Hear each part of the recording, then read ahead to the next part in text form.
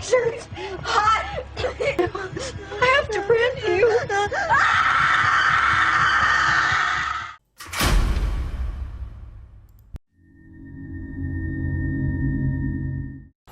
Tomorrow marks 50 years since the gruesome torture and murder of Sylvia Likens. The 16-year-old was found October 26, 1965, dead and mutilated at the hands of her caretaker. 24-hour News 8's Howard Monroe is here now with how friends and family are remembering the young girl. Have you ever thought about how deep greed, jealousy, and the power that cannot be controlled can do what they want with it? Sylvia Likens' story is a haunting reminder to our society when they fail their most vulnerable. Her sad end, as well as the sentence attached to it, is the stuff of myths, of unimaginable suffering, true, but also of horrific, unthinkable depravity. How people degenerate under duress into lifeless creatures. Those who trusted most destroy Sylvia's fleeting innocence. Why did they do such things? Of course, this must be questioned. How could so many witnesses stay silent?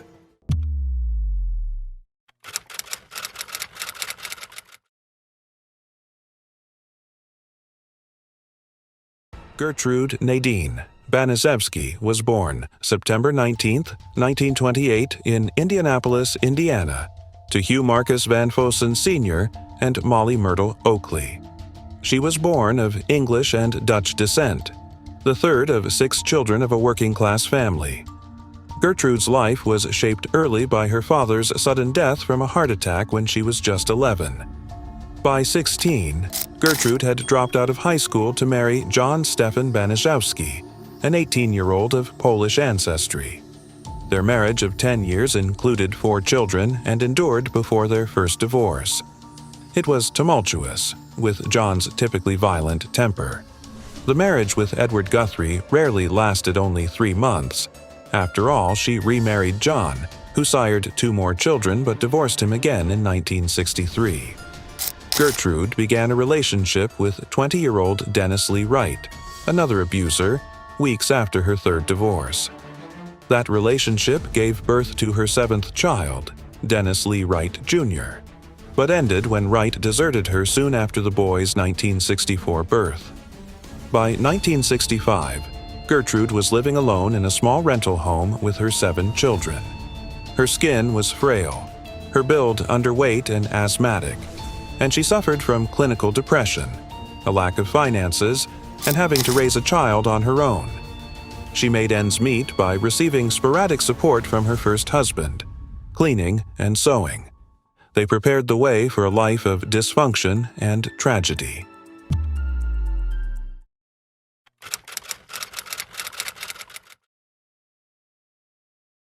Sylvia Marie Likens was born on January 3, 1949, the third of 5 children to carnival workers Lester and Elizabeth Likens.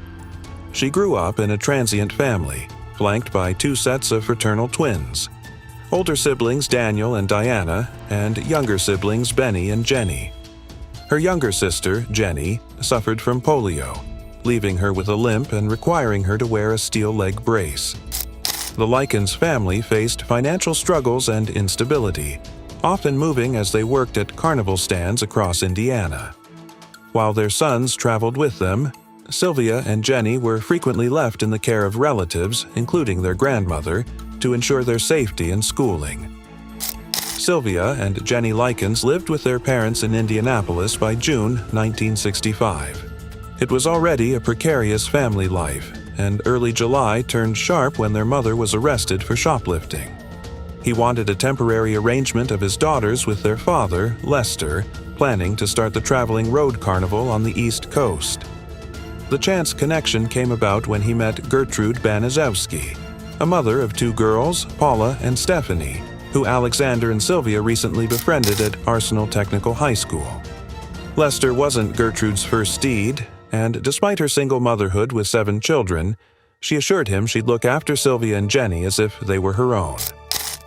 Immediately after the 4th of July holiday, the girls moved into Gertrude's modest home at 3850 East New York Street with that promise. They agreed for their boarding to trade $20 per week with the man, trusting that their daughters would be safe until he returned in November. It began as the simplest of boarding agreements and took on a tragic color I hadn't realized until much later. For the moment, Sylvia and Jenny settled in and adapted to their new surroundings, unaware of the terror that would come later, in the very home which had held out to them the promise of care and safety.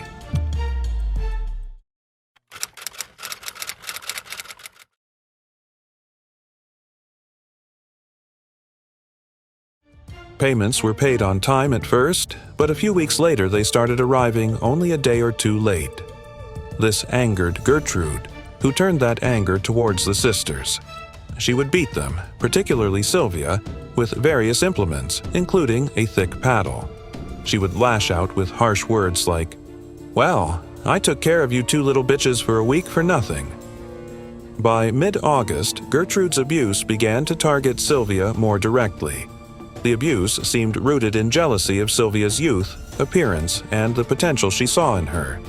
Sylvia was subjected to beatings, forced starvation, and even humiliating punishments. On some occasions, she was made to eat food from the trash, leftovers, or spoiled items. The cruelty escalated as Gertrude began to accuse Sylvia of theft, even when Sylvia had purchased the items herself. The abuse didn't stop there. In one instance, Sylvia made the mistake of mentioning that she had a boyfriend while living in California. Gertrude seized upon this, asking inappropriate questions about her sexual experiences. Sylvia, unsure of the intent behind the questions, replied vaguely, only to have Gertrude twist her words. Gertrude mocked Sylvia, claiming that she was getting big in the stomach, implying that Sylvia was pregnant. She kicked Sylvia in the genitals and belittled her, further mocking her appearance. Paula, Gertrude's 15-year-old daughter, joined in the cruelty. Jealous of Sylvia's looks, Paula participated in the attack, knocking Sylvia off her chair and shouting, "You ain't fit to sit in a chair." It was not isolated. At one meal, Gertrude, Paula, and a neighborhood boy, Randy Gordon Lepper, tricked Sylvia into eating a hot dog-covered slab in mustard and spices. They made Sylvia vomit, then made her eat the vomit. Sylvia was battered and broken because of these cruel acts of physical and emotional abuse. Initially, Sylvia took one revenge when she spread a story at school that Paula and Stephanie were prostitutes. The rumor was a small act of rebellion, and she was angry and upset at being treated like that. When Stephanie heard the rumor, she punched Sylvia in the face, however. Both girls ended up crying as Sylvia apologized for her actions. But it only got worse from there. It soon became known to Stephanie's boyfriend, Coy Hubbard, who beat Sylvia within an inch of his life. Slapping her, he slammed her head against a wall and then threw her to the floor. After this, Gertrude found out and gave Sylvia more peeling with a paddle. Paula got tired of the way to beat Sylvia so hard that she broke her wrist, hitting her face, especially her eyes and teeth.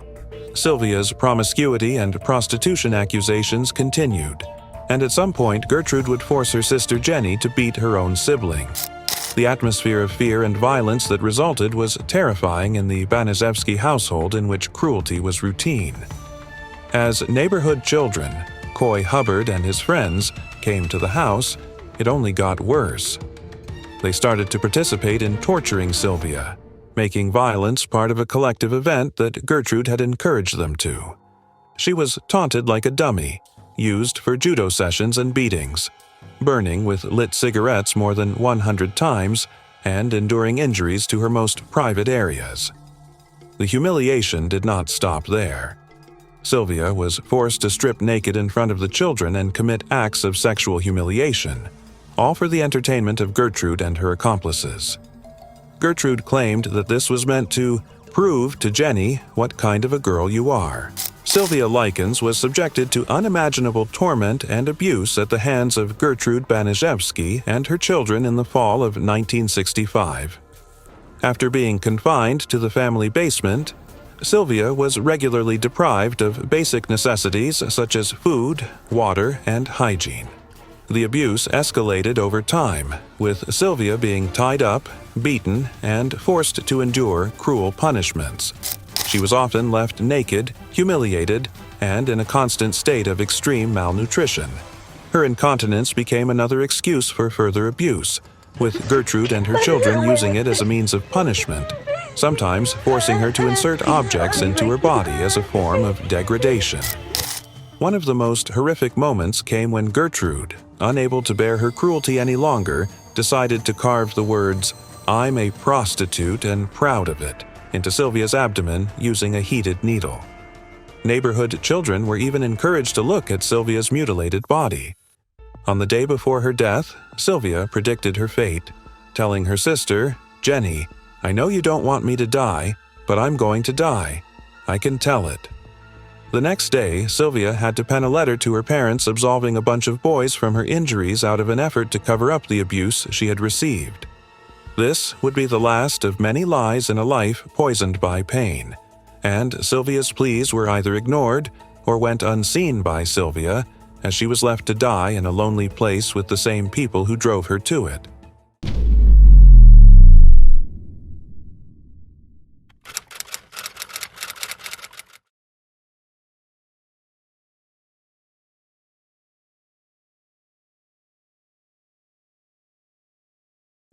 Soon after Sylvia Likens' gruesome death, Gertrude Baniszewski tried to bring Sylvia back to life, beating her with a book and shouting, "Faker!